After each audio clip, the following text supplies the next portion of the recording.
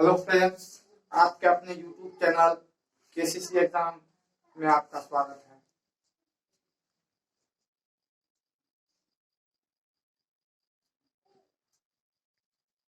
आज मैं आप लोगों को बताने जा रहा हूँ मैट्रिक के कुछ इम्पोर्टेंट वीवीआई क्वेश्चन के बारे में।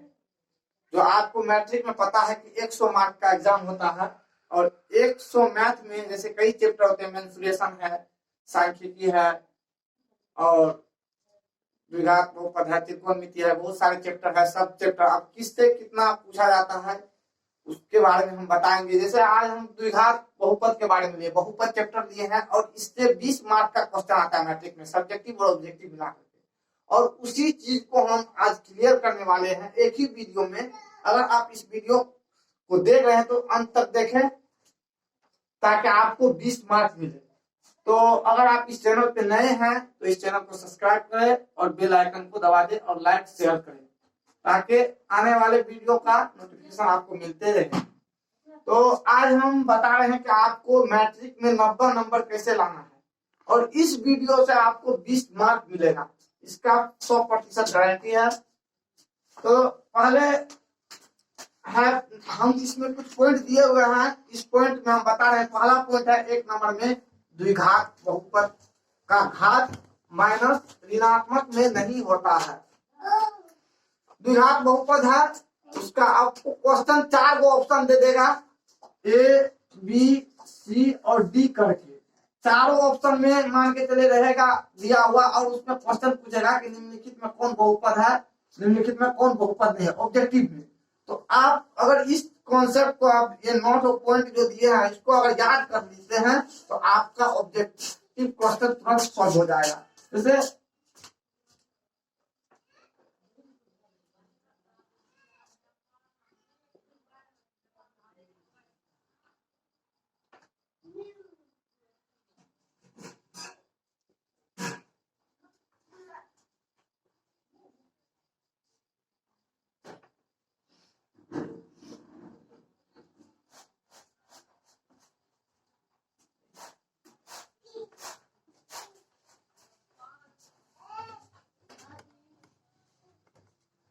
तो आपको देखिए हमने लिखे हैं 4 गो ऑप्शन दिए हैं, 3x माइनस 2 घात है उसके ऊपर में और प्लस 6x प्लस 2।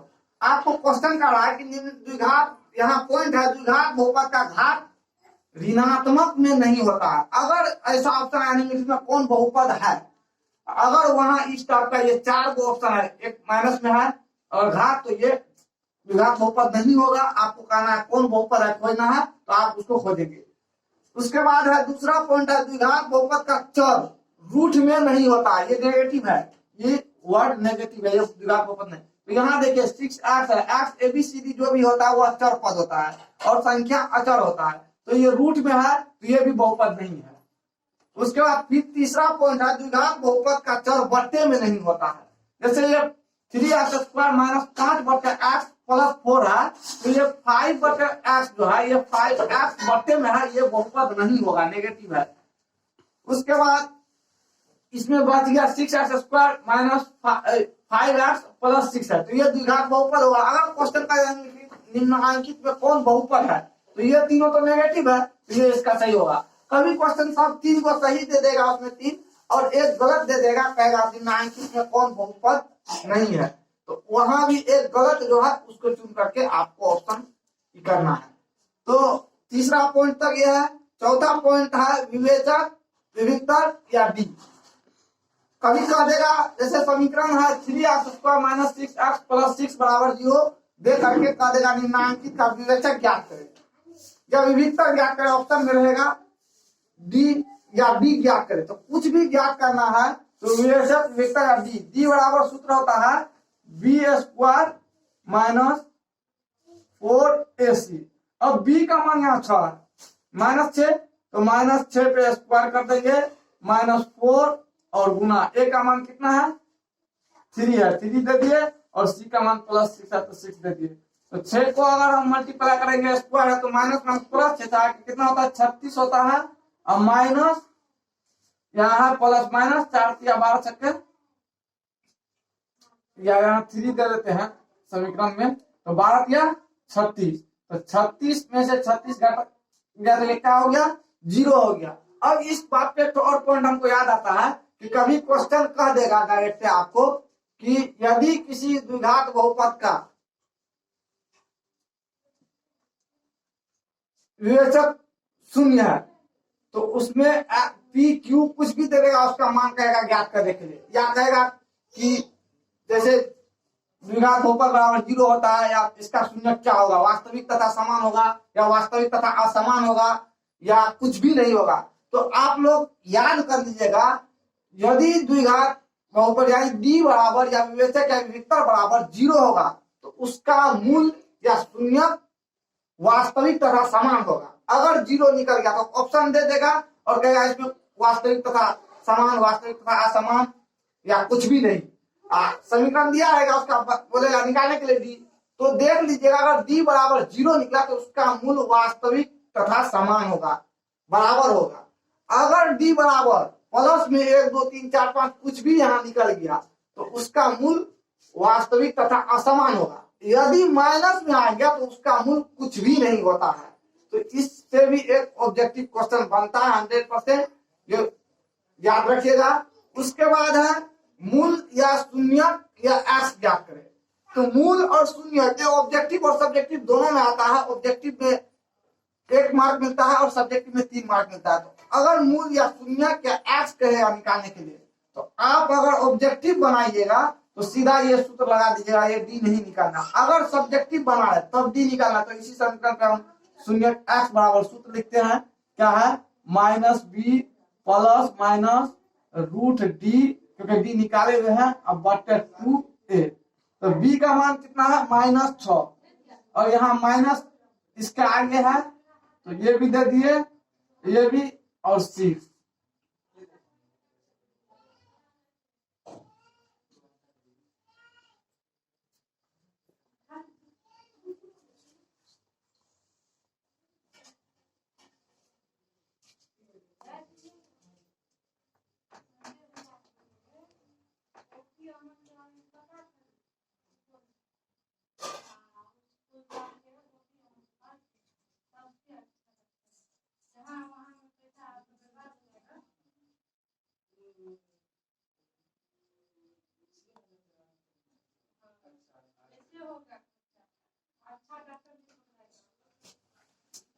तो यहाँ हम यही समीकरण को मूल या शून्य निकाले। देखिए जैसे 3x² माइनस 6x प्लस 3 बराबर 0 है, इसका हमको शून्य निकालना है। अगर सब्जेक्टिव क्वेश्चन 3 मार्क के लिए तो सबसे पहले हम डी निकालेंगे। डी निकाले हैं b² माइनस 4ac, b का मान 6 है तो 6 पे स्क्वायर कर दिया, माइनस में हम माइनस लिखे हैं, और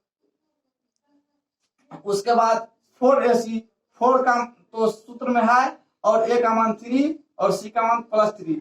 तो 6 पे स्क्वायर करेंगे तो 6 आगे 36 होता है, और 4 या 12 या 36, तो 36 में 36 घटा 0।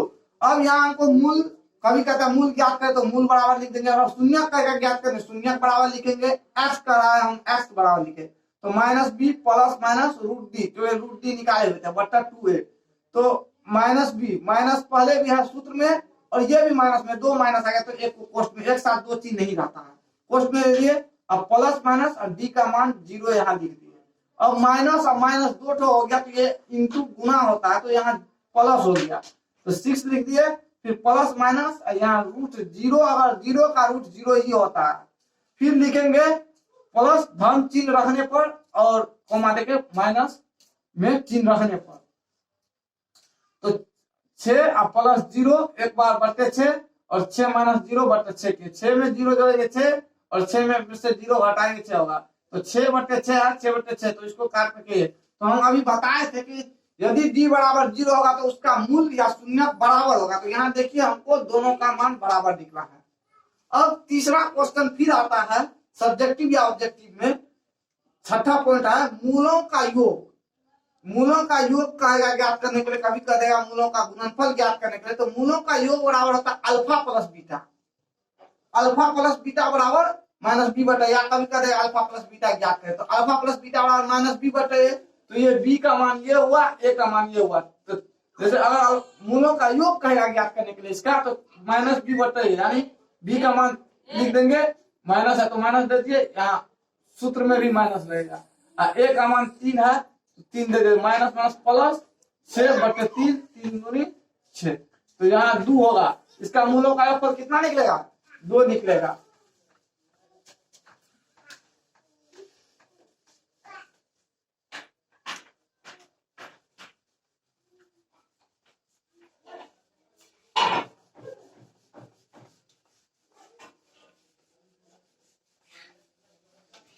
अगर फिर कह देगा मूलों का गुणनफल ज्ञात करें, तो मान के चले समीकरण अभी लिखे हुए थे हम 3x² माइनस 6x प्लस 3। अब इसका करा मूलों का गुणनफल ज्ञात करें, तो हम सीधा लिखेंगे मूलों का गुणनफल बराबर क्या होता है? c/a। c का मान क्या होता है? अल्फा इंटू बीटा बराबर लिख देंगे, अल्फा इंटू बीटा बराबर c/a। c का मान कितना है?